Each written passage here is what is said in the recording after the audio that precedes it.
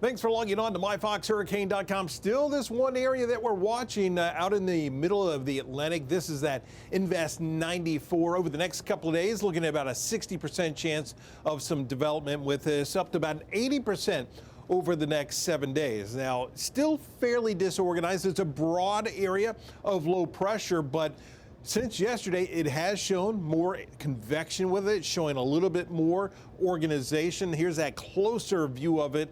And just by the satellite, you can tell it's not a completely well-formed system at this point, but it does show signs that it's starting to get its act together.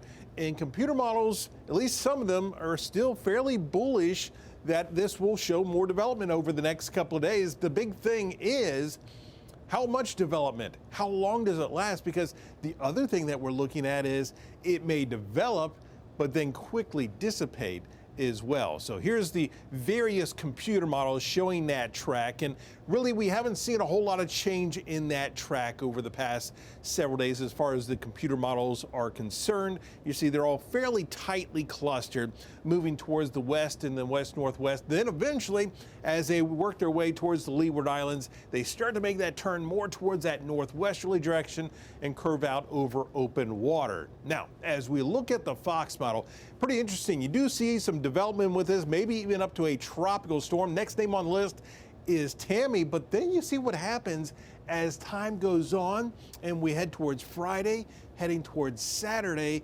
You see what happens? It really weakens. And so we're seeing that trend with a number of the models as well, that we see a little bit of intensification with this, and then it quickly starts to fall apart. So these islands, they're going to continue to watch this pretty closely as we go through the next several days, because if we see some development, then we have to see exactly where it's going to go.